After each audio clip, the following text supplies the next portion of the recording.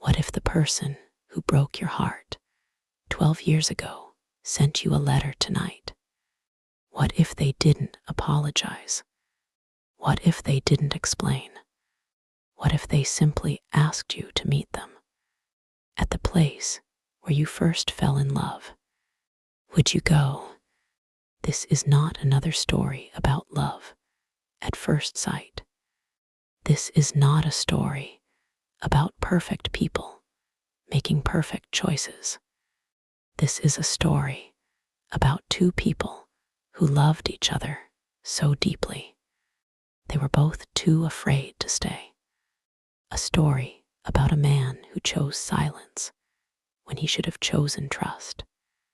A woman who stopped chasing because she had already been left behind too many times.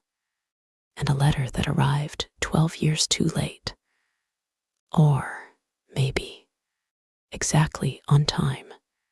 Have you ever written a letter you never sent? You know the one. You sat at a table. Maybe it was late at night. Maybe the house was completely quiet. You took a piece of paper and you wrote down everything you were too terrified to say out loud. You wrote about the anger. You wrote about the grief. You wrote about the love that still felt like a physical weight in your chest. And then you folded it. You put it in a drawer. Or you threw it away. Or you hid it inside a book where you thought it would be safe. We all have those letters. We all have those words. And the tragedy of the human experience is not that we stop loving people. The tragedy is that we convince ourselves it is too late to say so. If you are listening to this right now, it is because you know what it feels like to look back at a moment in your life and wonder, what if? What if I had spoken up? What if I had stayed? What if I had just let them see me when I was broken? This is not just a story about a city.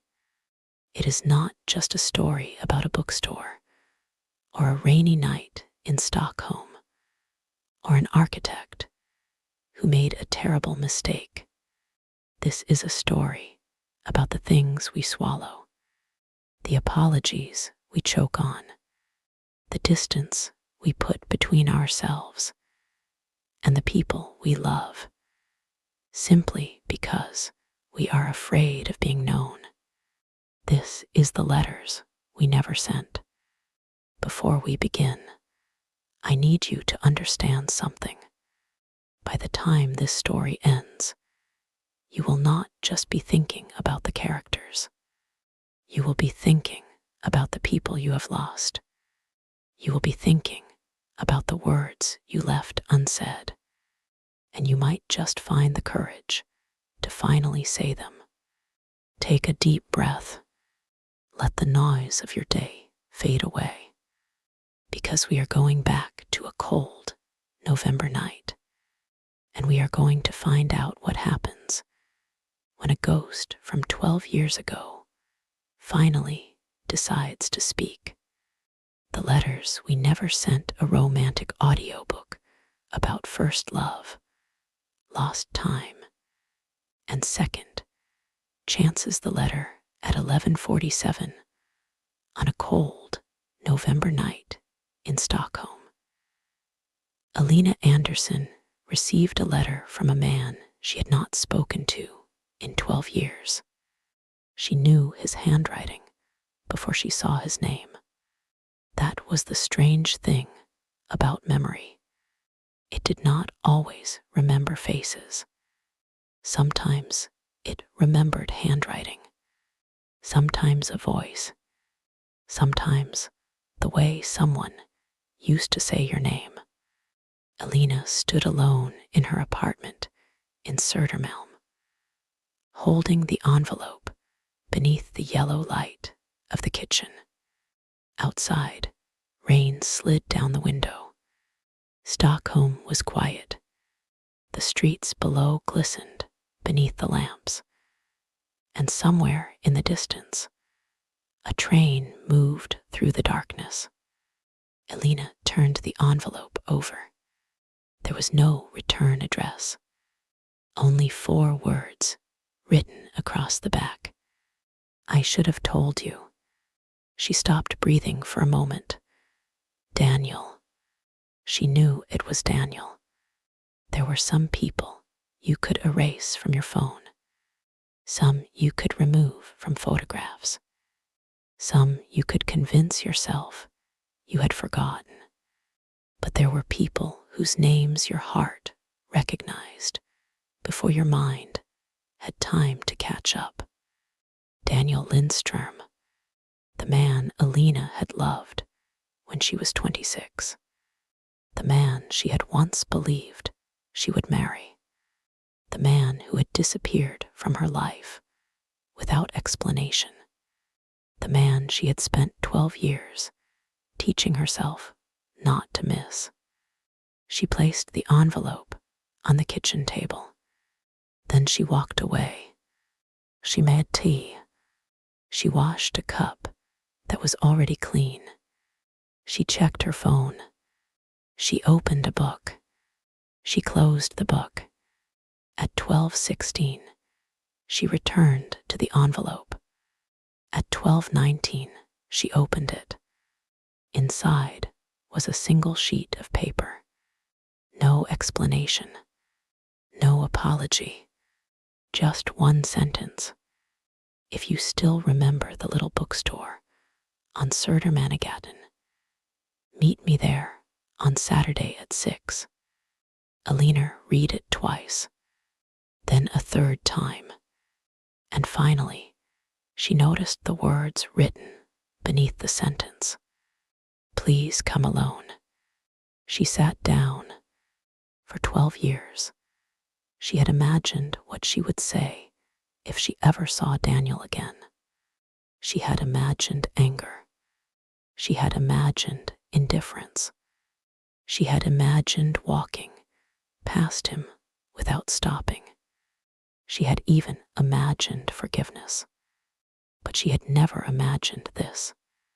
A Saturday night, a bookstore, a man who had vanished, and a sentence that had arrived 12 years too late. Elena folded the letter. She put it back into the envelope. Then she whispered the question she had never allowed herself to ask. Why now? Chapter 1. The umbrella 12 years earlier.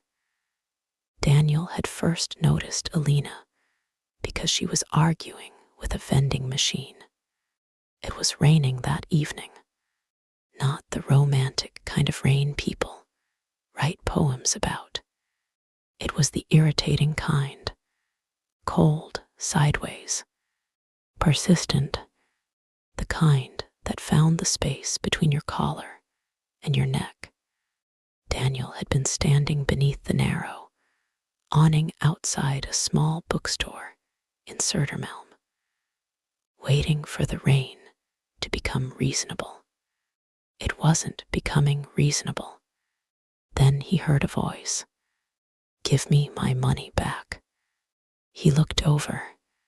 A woman in a dark green coat was standing in front of the vending machine outside the neighboring cafe. She pressed the button again. Nothing. You have already eaten my money. Daniel smiled. The woman turned. Are you laughing at me? No. You are. A little. She looked at the machine, then at him. Then come help. Daniel walked over. He was 29.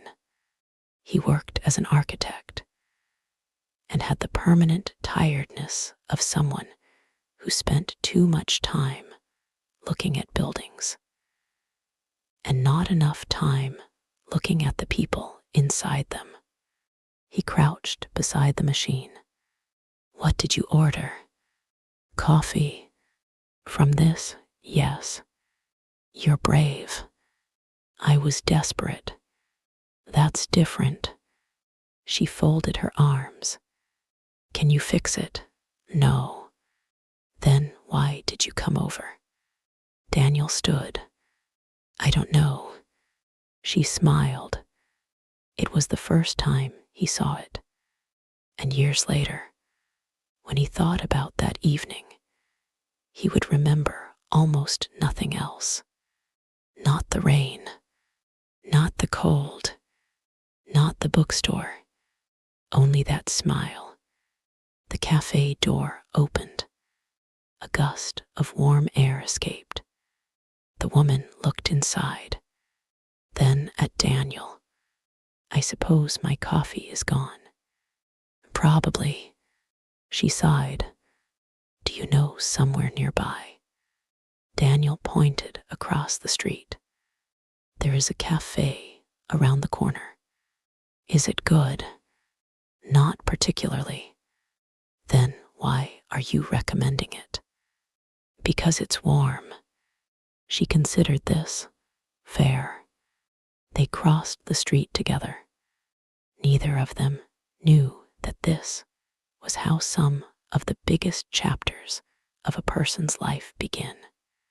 Not with fireworks, not with music, not with certainty. Sometimes they begin because a vending machine steals 3 coins. The cafe was nearly empty. They sat beside the window. Elena ordered coffee. Daniel ordered tea. You don't look like a tea person, she said. What does a tea person look like? Older. Daniel laughed. You're terrible at guessing people's ages. I'm 26. I didn't ask. I know. Why did you tell me? Because you look like you were about to guess. I was. What did you think? 24. She smiled, better. Was that a test? Maybe. Daniel leaned back. Then I passed. You barely passed. They talked for almost 2 hours. About nothing.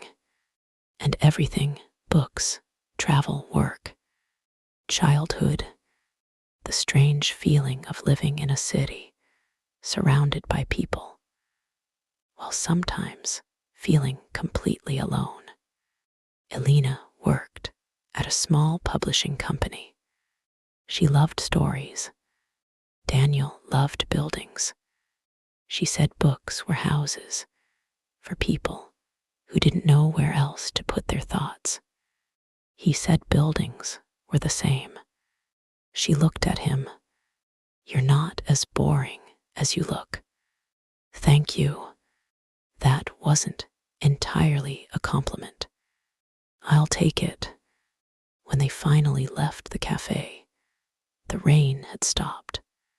They stood outside, beneath the streetlight. Elena looked toward the station. I should go. Daniel nodded. Of course. Neither moved. Then Elena said, Daniel. He looked surprised. How do you know my name? You told me. I did. 20 minutes ago. He smiled. I forgot. I noticed. She turned to leave. Good night. Good night. She walked away. Daniel watched her disappear around the corner. Then he looked down. There, beside his shoe, was a small black notebook. He picked it up. On the first page was a handwritten sentence. Some meetings feel accidental, only because we don't know the story yet. Daniel stared at it. Then he smiled. He knew he should return it. He just didn't know that returning the notebook would give him a reason to see her again. Chapter 2. The bookstore the next morning. Daniel went to the publishing company. He stood outside for 10 minutes. Then he went inside. Then he stood in the reception area, looking increasingly uncomfortable. A woman behind the desk looked up. "Can I help you? I think I have something that belongs to Alina." "Which Alina?" He almost laughed. "There's more than one. 3. Alina Anderson." The receptionist smiled. "She is upstairs." Daniel handed over the notebook. The receptionist looked at it, then at him. "You could take it up." "I could, but I don't know." She laughed. "Then you probably should." Daniel took the elevator. When the doors opened, Alina was standing beside a desk, holding 3 manuscripts. She looked at him, then at the notebook, then back at him. "You found it. It was on the ground. You read it. Only the first page. That is reading." It was 1 sentence. "Still reading." He smiled. She took the notebook. "Thank you." "You're welcome." He turned to leave. "Daniel." He looked back. "Do you have plans tonight?" He hadn't, but he also had the instinct to say he did. Instead he said, "No." "Good." She picked up her coat. "Neither do I." That evening, they walked through Stockholm. They passed Gamla stan. They crossed over toward Skepsholmen. The city was beginning to glow beneath the evening sky. Alina talked about books she loved. Daniel talked about buildings he admired. At one point, they stopped near the water. The wind was cold. Alina wrapped her scarf tighter. Daniel took off his coat. "No, you're cold. So are you. I can survive. So can I." He looked at her. "Then neither of us gets the coat." She laughed, agreed. They stood beside each other. The water moved quietly below. Then Alina asked, "Why are you single?" Daniel looked at her. "That is a very direct question. I work in publishing. We don't waste words." He smiled. "I suppose I haven't met the right person." "That's what everyone says." "What should I say?" "The truth." Daniel looked at the water. "The truth is," he paused, "I don't think I know how to let someone get close enough to disappoint me." Alina became quiet. "That sounds lonely." "It is." She looked at him. "I think I know what you mean." They didn't kiss that night. They didn't need to. Some relationships begin long before the first kiss. They begin when someone says something they have never said to another person. Chapter 3. The things we don't say over the next 6 weeks. Daniel and Alina became part of each other's routines. Not officially. They never announced anything. They simply began appearing in the same places. Coffee on Tuesday, dinner on Thursday, a walk on Saturday, a message at midnight, a photograph of something ordinary, a joke that only made sense to them. Alina began leaving books at Daniel's apartment. Daniel began buying 2 coffees without asking whether she wanted one. They learned each other's habits. Daniel hated being late. Alina was always 5 minutes late. Daniel liked silence. Alina filled silence with stories. Daniel planned everything. Alina sometimes bought train tickets simply because she liked the destination. Daniel kept receipts. Alina threw everything away. They were different, but difference did not seem like a problem. It seemed like a reason to stay curious. One Sunday afternoon, Alina invited Daniel to her mother's apartment outside Stockholm. "This is serious," Daniel said. "You're meeting my mother, not proposing." That's what people say before proposals. "You're impossible." Her mother, Ingrid, liked him immediately. After dinner, Daniel helped clear the table. Alina watched him from the kitchen doorway. "You don't have to impress her." "I am not." "You are." "I want her to like me." Alina smiled.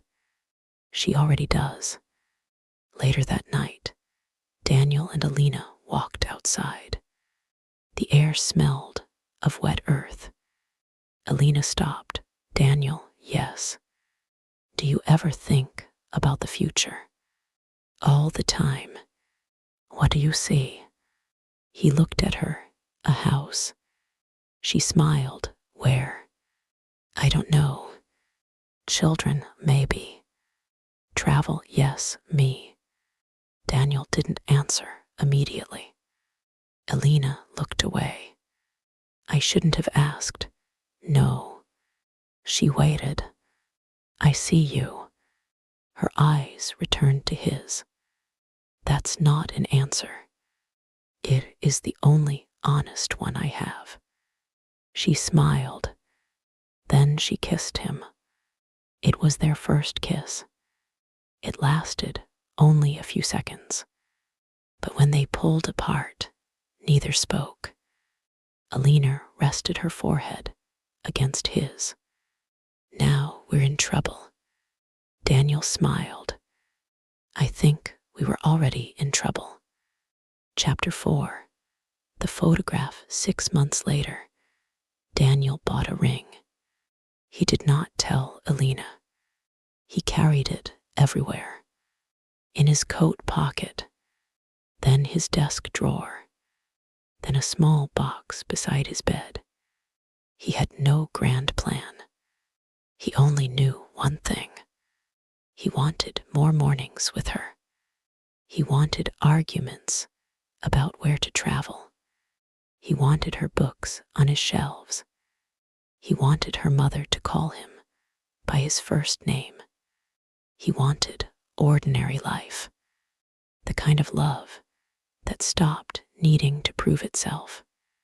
One evening, Alina found him standing on the balcony. "You're thinking too loudly." Daniel turned. "What?" "You have that face." "What face?" "The one where you're planning something." He smiled. "Maybe I am." She walked toward him. "Should I be worried?" "No." She looked at him. "Promise." "Promise." That was the moment Daniel almost told her. Almost. But the next morning, everything changed. His father called. Daniel had not spoken to him properly in months. His father was sick, very sick. Daniel flew to northern Sweden. Then came the hospital, the doctors, the long nights, the conversations nobody wants to have. Alina called every day. Daniel answered when he could. Then one evening, his father died. Daniel sat alone in a hospital corridor. His phone rang. Alina. He stared at her name. He couldn't answer. He didn't know what to say. He had always believed love meant telling someone when you were hurting. But grief made him feel incapable of speaking. He switched off his phone. 2 days passed, then 3, then a week. Alina waited. She sent messages. Daniel didn't answer. She went to his apartment. Nobody opened the door. She went to his office. He wasn't there. Then someone told her he had gone north. She understood, but she didn't understand why he had shut her out. A week later, Daniel returned. He went to Alina's apartment. She opened the door. For a moment, they simply looked at each other. Then Alina whispered, "You're alive." "Yes. You could have told me." "I know. I called you." "I know. You could have said one sentence." "I know." Her eyes filled with tears. "Then why didn't you?" Daniel looked down. Because the real answer frightened him. Because he had been raised to believe that pain was something a man carried alone. Because he didn't know how to be weak in front of the woman he loved. Because losing his father had made him terrified of losing anything else. But instead of saying all that, he said, "I needed space." Alina stepped back. "Space, yes." She nodded slowly. "I thought we were family." Daniel closed his eyes. "We are, no." She looked at him. Family doesn't disappear when things become difficult. He wanted to tell her everything. Instead, he said, "I don't know what I need right now." Alina swallowed. "Then maybe you should find out." She closed the door. Daniel stood outside for a long time. The ring was still in his pocket. Chapter 5. The train 3 days later, Daniel received an email. It was from a company in London. They wanted him to join their architectural team. The position was extraordinary. The salary was more than he had ever earned. The opportunity was impossible to ignore. He accepted. He told himself it was temporary. He told himself he needed a change. He told himself he would return. But he never told Alina. That was his mistake. He went to the little bookstore where they had first met. He waited. She didn't come. So he wrote a letter. He wrote, "Alina, I don't know how to explain what happened to me. I don't know how to ask you to wait. But I need you to know that leaving you is not the same thing as leaving my love for you. I love you. I am just not strong enough to know what to do with that love right now." He folded the letter. He placed it in an envelope. And then he did something cowardly. He never sent it. Instead, he put it inside the old black notebook. The same notebook she had dropped 6 months earlier. Then he boarded a train. Alina learned about London from someone else. She was standing outside the publishing company when a colleague said, "Daniel has moved." Alina stopped. "What?" "London, when?" "Yesterday." She stared at her colleague. "He didn't tell me." The woman looked uncomfortable. "I thought you knew." Alina went home. She sat on the floor beside her bed. For the first time since she was a child, she cried until she couldn't cry anymore. Not because Daniel had left, because he had made the decision without her. She waited for him to call. He didn't. Days became weeks. Weeks became months. Eventually, Alina stopped waiting. She put away his photographs. She returned his books. She deleted his number. And slowly, painfully, she built a life that did not include him. Daniel did the same, or at least he tried. London gave him work, success, money, recognition. He designed buildings. He attended meetings. He traveled. He dated occasionally. But every city felt slightly unfinished. Every bookstore reminded him of Alina. Every rainy evening reminded him of the first night. Every time someone asked him where he was from, he said Stockholm. And every time someone asked why he left, he changed the subject. Years passed. Chapter 6. 12 years Alina became successful. She eventually left the publishing company and opened a small, independent bookstore in Södermalm. She called it Between the Pages. It was warm, quiet, filled with old wooden shelves and soft lamps. There was a chair near the window where she sometimes sat after closing.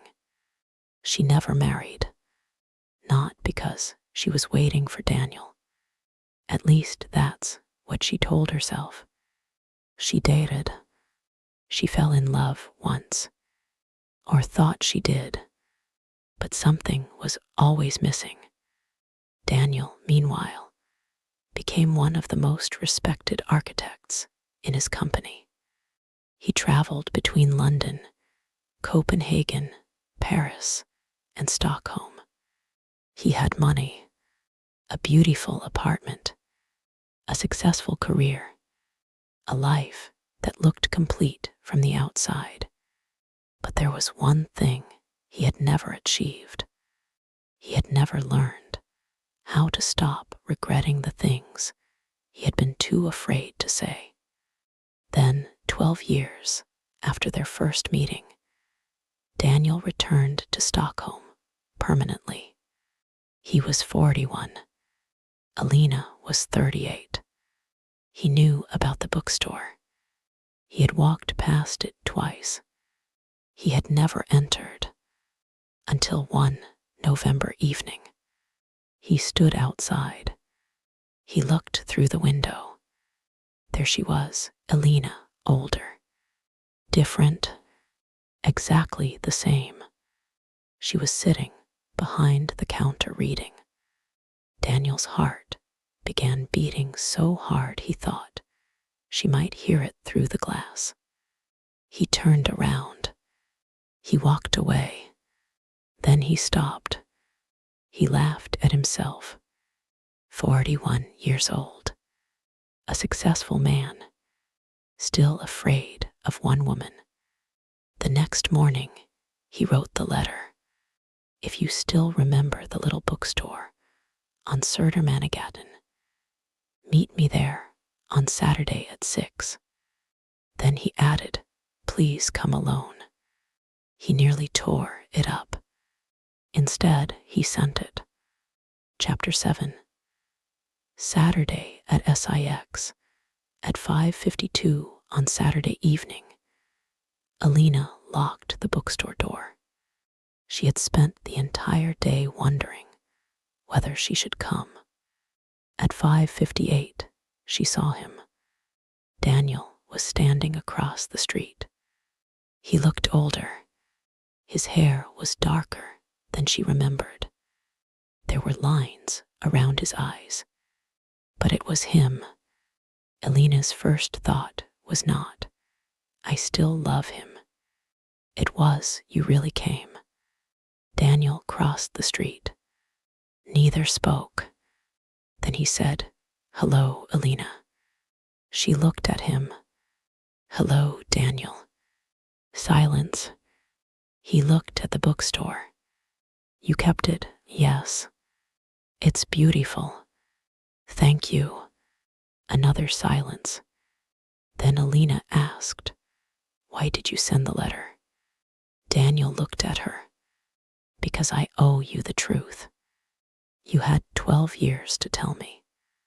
I know. Why didn't you? Fear. She laughed once.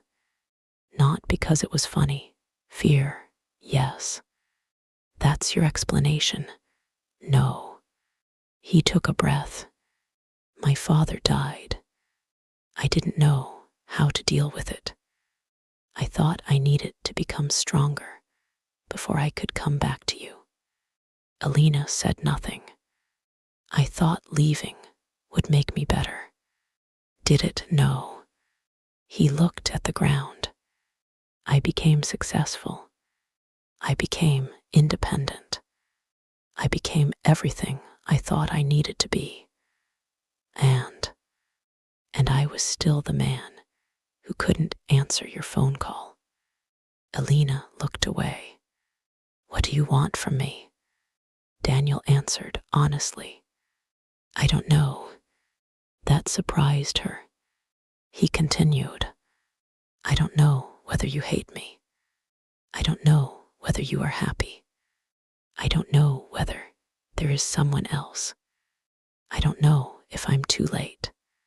He paused, but I couldn't spend the rest of my life wondering.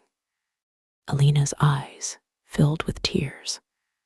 You should have come 12 years ago. I know. You should have trusted me. I know. You should have let me choose whether to stay.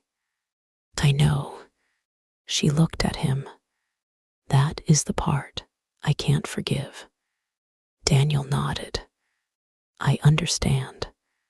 You decided what was best for both of us. Yes. You didn't give me a choice. No. And now you are here asking for another one. Yes. She looked at him for a long moment. Then she said, I don't know if I can give it. Daniel nodded. I didn't come expecting you to. That was when something inside Alina changed. Not forgiveness, not love. Something smaller, something more dangerous. Possibility. Chapter 8. The things we lost, they began meeting once a week. Not as lovers, not as friends, something in between. They walked, they talked, they learned who they had become. Alina discovered that Daniel still hated being late. Daniel discovered Alina now drank black coffee. She discovered he had learned to cook. He discovered she still bought books faster than she could read them. They laughed. Sometimes they argued. Sometimes they sat in silence. One night they walked beside Lake Mellerin. The wind was cold. Alina asked, Did you love anyone after me? Daniel took a long time to answer. Yes. She stopped. Who? Someone in London. Did you love her? I cared about her. That isn't what I asked. Daniel looked at the water. No. Alina looked surprised. What happened? She wanted a future with me. And you? I couldn't give her one. Why? Daniel smiled sadly. Because part of me was still standing outside your apartment 12 years ago. Alina looked away. That isn't fair. I know. You shouldn't have done that to her. I know. You hurt her, yes. You hurt me, yes. He looked at her. I think I spent years believing that if I couldn't fix the past, I didn't deserve a future. Alina was quiet. Then she said, maybe that's the wrong way to think about love. How? Maybe love isn't a reward for people who have never made mistakes. She looked at him. Maybe it's what two imperfect people choose to build after they finally stop running. Daniel said nothing. Alina continued walking. He followed. Chapter 9. The photographer. One afternoon, Alina received an invitation to an exhibition. The photographer was a man named Eric. He had been a friend of hers for years. Daniel knew about him. He also knew that Eric had once wanted more. When Alina mentioned the exhibition, Daniel said, "You should go." "You sound disappointed." "I'm not." "You are. I trust you." Alina looked at him. "That isn't the same as not being jealous." Daniel smiled. "I am jealous. Good, good. It means you're human." That evening, Alina went to the exhibition. Daniel stayed home. At 11:30, his phone rang. It was Alina. "Can you come?" He stood immediately. "Where?" She gave him the address. When he arrived, she was outside. Eric was inside. Daniel walked toward her. "What happened?" "Nothing." "Then why did you call?" Alina looked at him. "Because I realized something." "What?" "I don't want Eric." Daniel's heart stopped. "I don't want anyone else." She stepped closer. "But I don't know if I want you." Daniel swallowed. "That is fair." She looked at him. "I'm afraid of me, no." "Then what?" "Of becoming the woman who waits again." Daniel understood. "You won't." "How do I know?" "You don't." That answer surprised her. Daniel continued, "I can't promise you that life won't hurt us again." He took a breath. "I can't promise I won't make mistakes. I can't promise that either. But I can promise you this." He looked directly at her. "I will never make a decision about our life without giving you a voice in it." Alina began to cry, not because she was sad, because she had waited 12 years to hear those words. Chapter 10. The choice. The next morning, Alina went to the bookstore early. She opened the door, turned on the lights, made coffee. Then she saw the black notebook on the shelf. She had kept it all these years. She didn't know why. She opened it. The first page still contained the sentence she had written when she was 26. Some meetings feel accidental only because we don't know the story yet. She turned the page. There was something behind it. A folded letter. Her name was written on the front. Alina stared at it. She knew immediately. Daniel's handwriting. She opened it. She read every word. The letter was 12 years old. She understood then. Daniel had loved her. He had been afraid. He had made the wrong decision. But he had never stopped loving her. Alina sat down. For 12 years, she had believed the story was simple. Daniel left. She was abandoned. She survived. But the truth was more complicated. Two frightened people had loved each other. One had run. The other had stopped chasing. Neither had known how to ask the other to stay. Elena picked up her phone. She called Daniel. He answered immediately. "Hello. Where are you?" "Home." "Come to the bookstore." There was silence. "Now, yes." "How long do I have?" 10 minutes. "I'll be there." Chapter 11. The letter she never sent Daniel arrived 8 minutes later. Elena was standing behind the counter. The old notebook was open. The letter was beside it. Daniel saw it. His face changed. "You found it?" "Yes." "I thought I lost it." "You didn't." He walked closer. "I should have sent it." "Yes." "I was afraid." "I know." Elena picked up the letter. "You wrote that leaving me wasn't the same as leaving your love for me." "Yes." "But you left anyway." "Yes." "Do you know what I learned?" Daniel waited. "That love isn't only about what you feel." She looked at him. "It's about what you do with what you feel." He nodded. "I know. You loved me, yes, but you didn't trust me enough to let me stand beside you when you were hurting." Daniel's eyes filled with tears. "No, that hurt more than London." "I know." She folded the letter.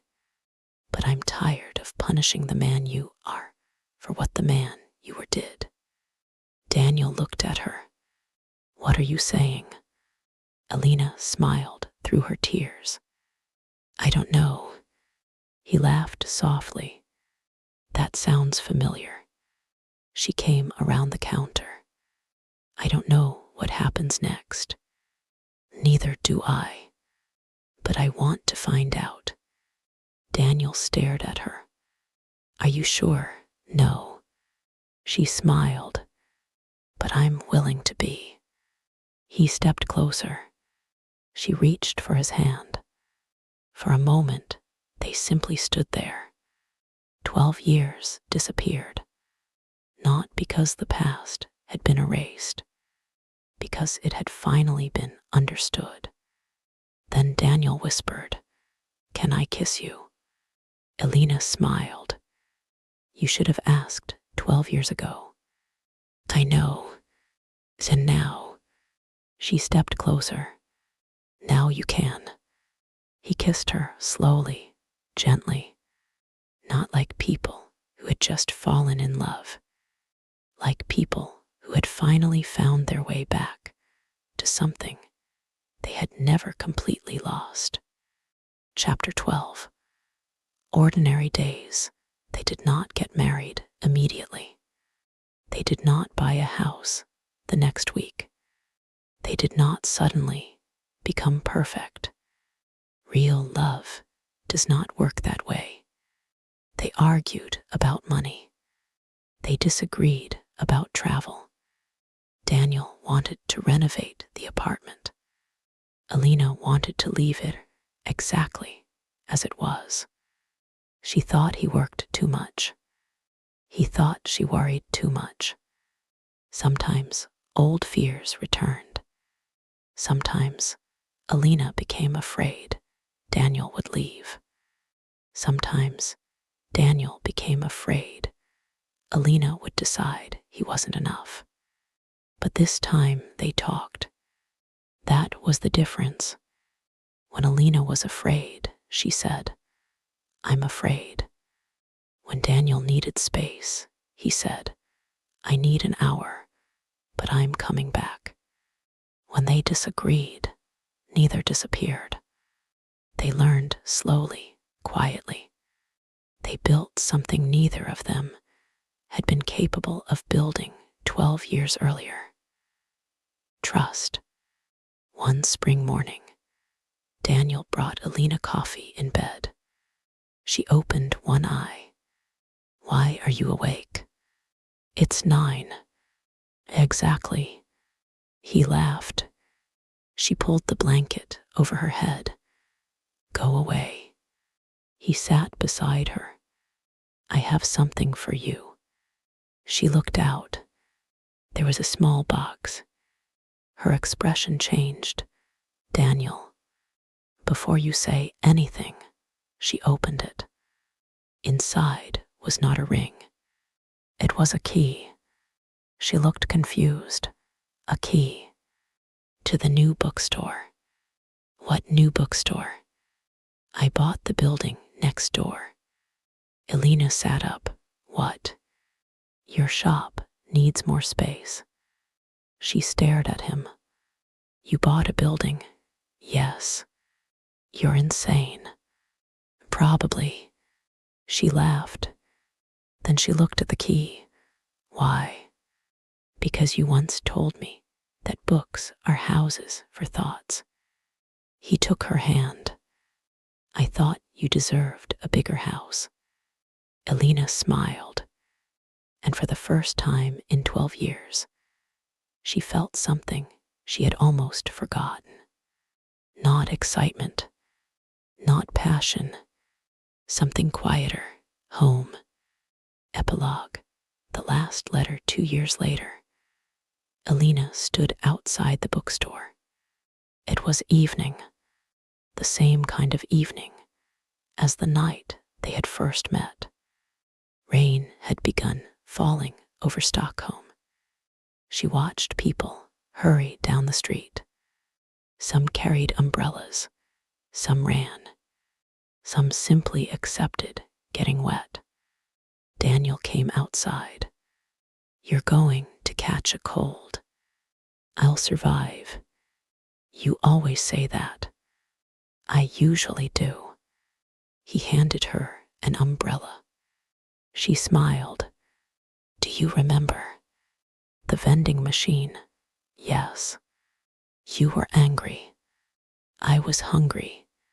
You were both. She laughed.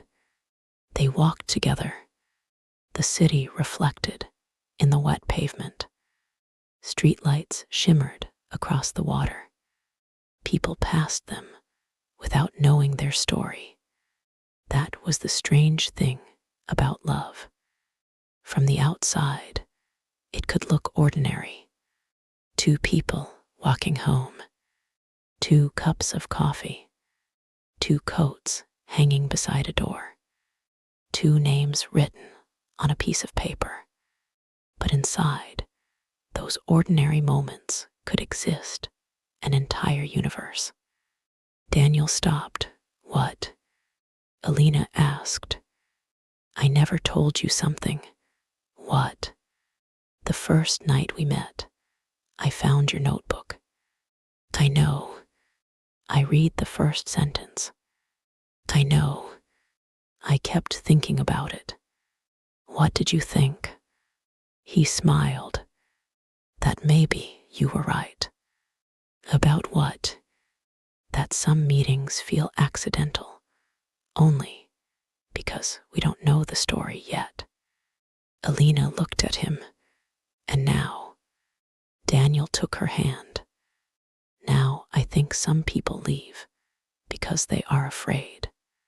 He paused, and some come back because they finally understand that being afraid isn't the same thing as being finished. Elena squeezed his hand. They continued walking. The rain became heavier. They moved closer beneath the umbrella, and somewhere behind them, in a little bookstore in Södermalm, an old black notebook remained on a shelf. Inside it was a letter written 12 years too early, a letter that had nearly never been read. And perhaps that was the lesson Elena had spent half her life learning. Sometimes love does not fail because the feeling wasn't real. Sometimes it fails because 2 people are not yet brave enough to carry it. And sometimes If life is kind, you are given another chance, not to return to the past, but to meet the person you have both become. Because the greatest love stories are not always about finding the right person. Sometimes they are about becoming the right person for someone you already loved. And sometimes the most beautiful words are not, "I have always loved you." Sometimes they are much simpler. "I'm here, and this time Daniel stayed." You think the story is over. You think Daniel and Alina have found their way back to each other. You think the rain has stopped, and the letters have finally been read. But before you close this app, before you let the silence of Stockholm fade away, I need you to stay with me for just a little while longer, because there is one thing Daniel never knew. There is one room in that old bookstore he never saw, and there is one letter that was never meant for him to find. Not yet. Turn the volume up. Let's go back to the walls. 3 months after Daniel bought the building next door, the renovation began. It was supposed to be simple. Knock down the dividing wall.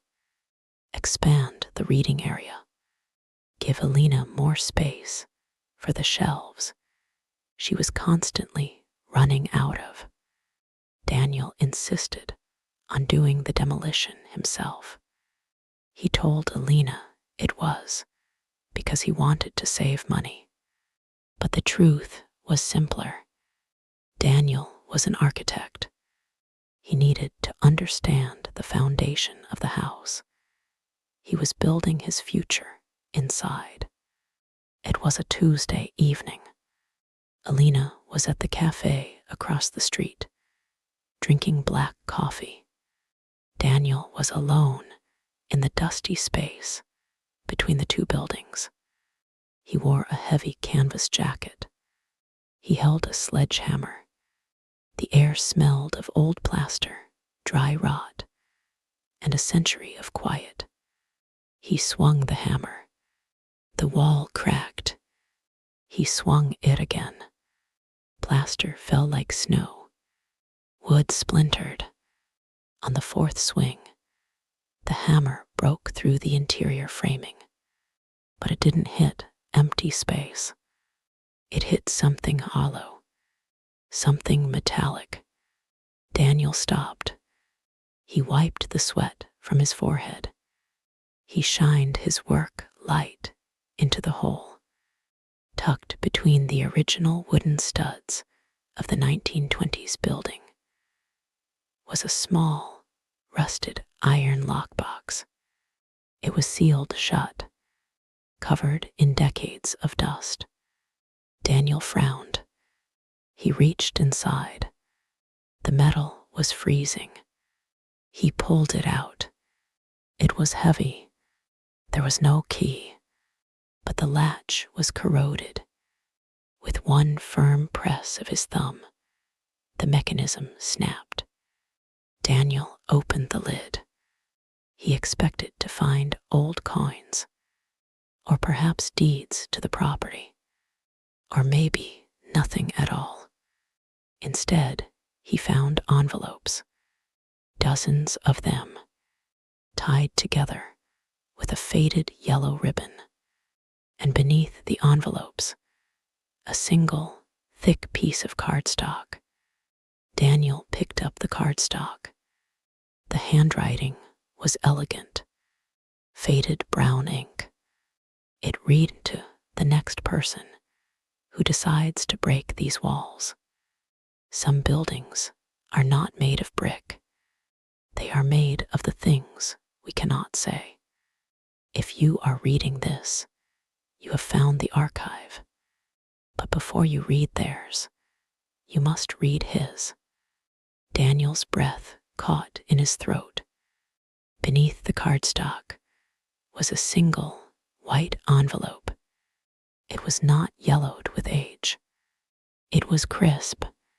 It was new, and written across the front, in a handwriting Daniel recognized so well it made his knees weak, was his father's name.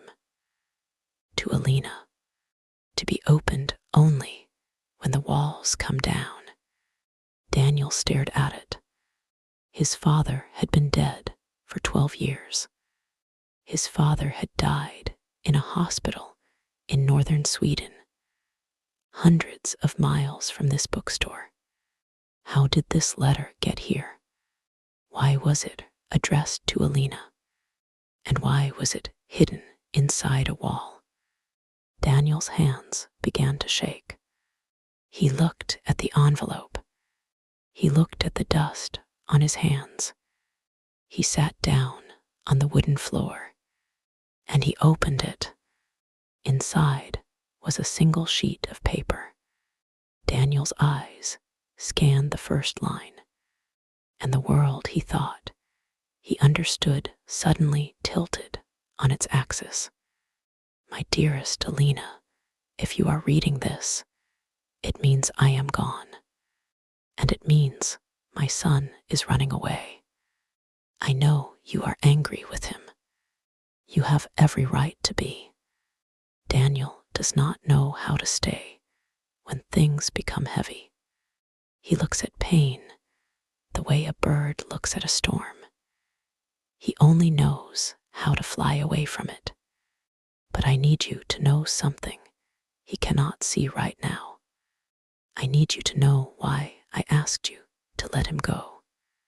When I was in the hospital, Daniel came to see me.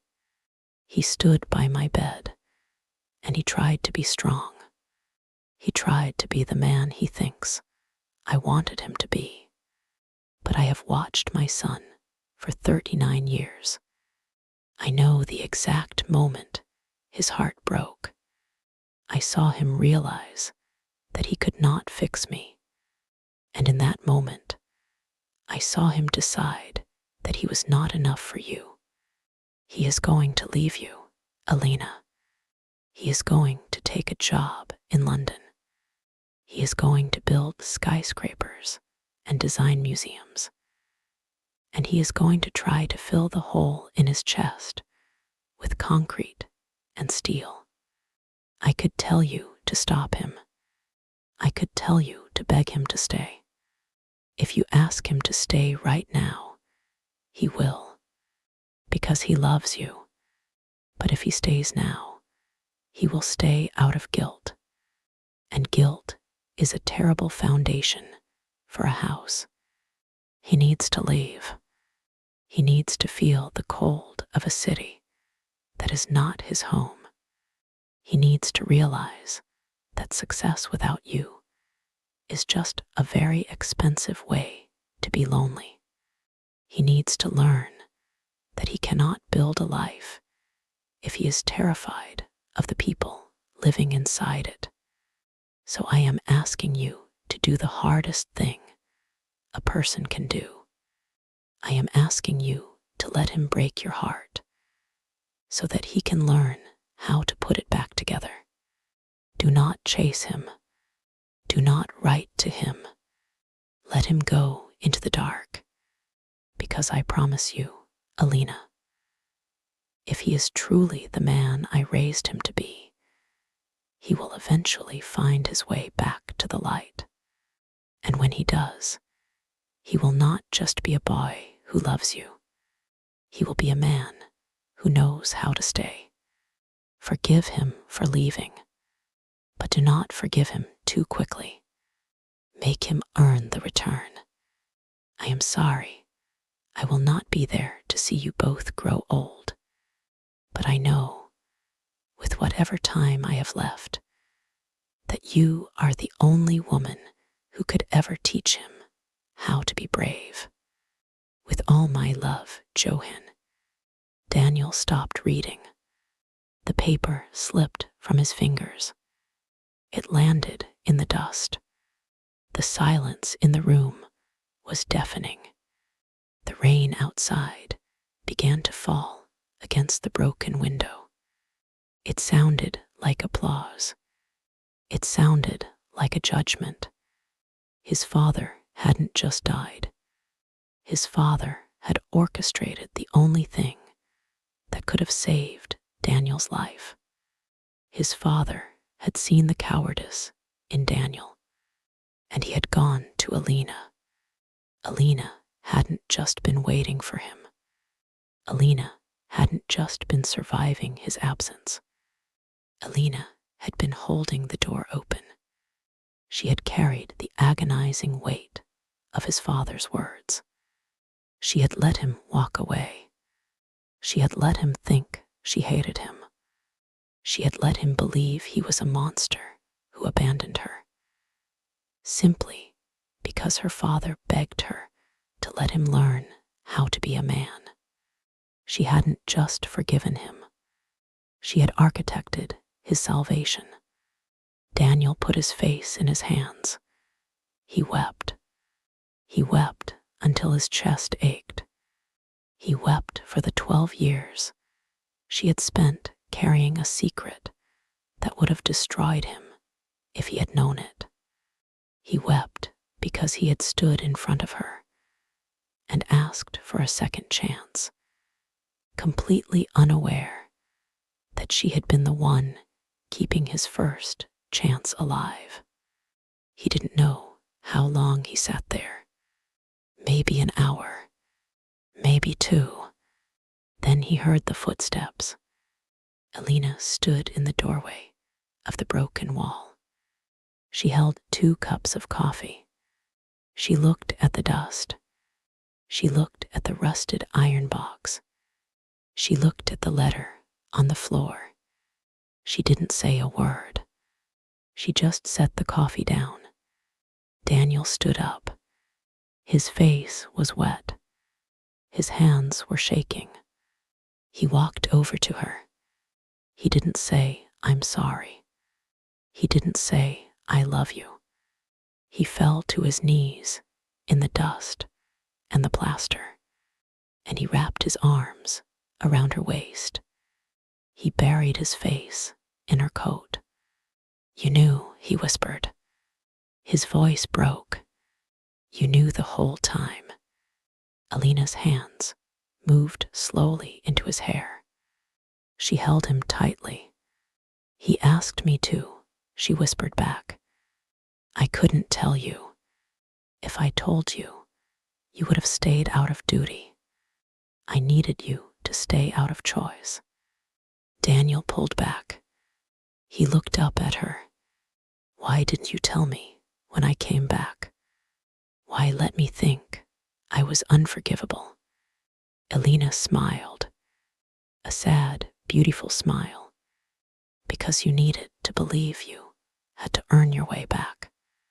You needed to know that love isn't a place you can just return to whenever you're tired of running.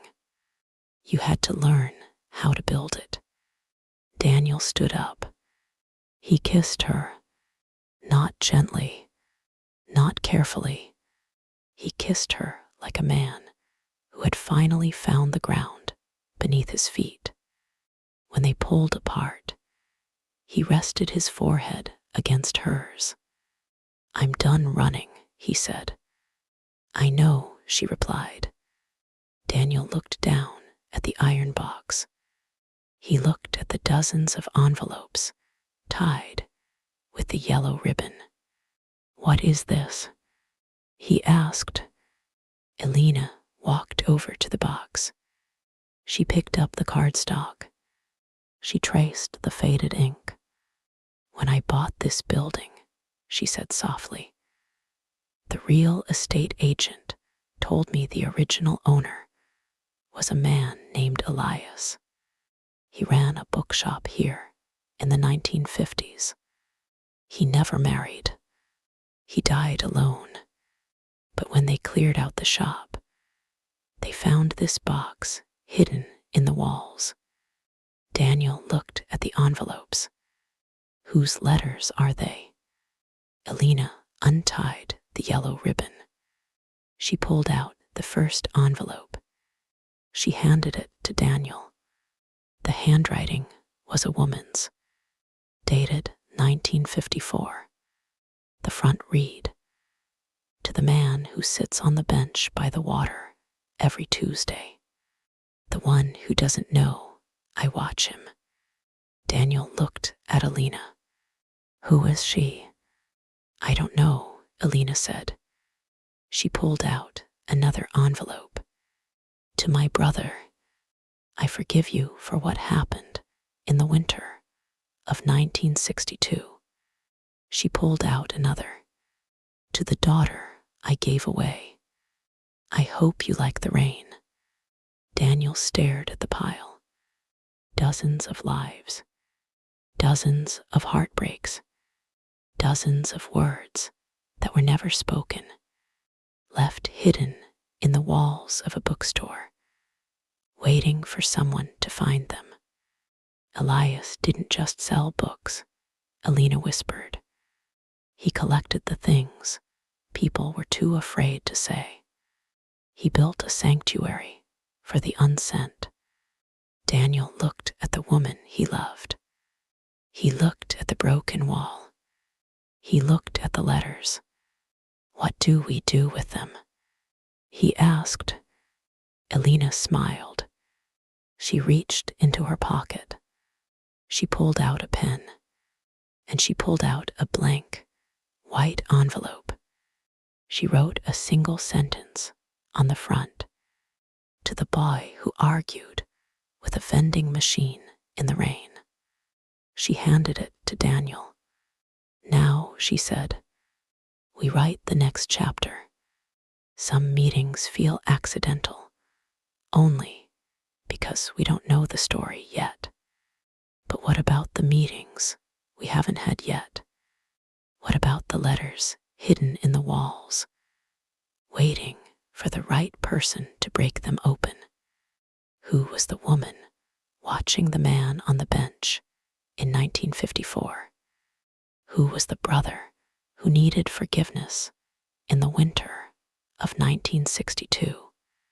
And what happens when Alina and Daniel open the next envelope? The letters we never sent is not just one story. It is a collection of heartbeats. It is a universe of second chances. If this story made you feel something, if it made you think of the words you left unsaid, then your journey is not over, because the walls of the bookstore are full, and the next letter is already waiting to be found. Subscribe to this channel. Turn on the notification bell, because very soon we will return to Södermalm. We will unlock the next envelope, and we will find out who else was brave enough to finally speak. Until then, look at the people in your life, and don't wait 12 years to tell them what they mean to you. Good night, and thank you for listening.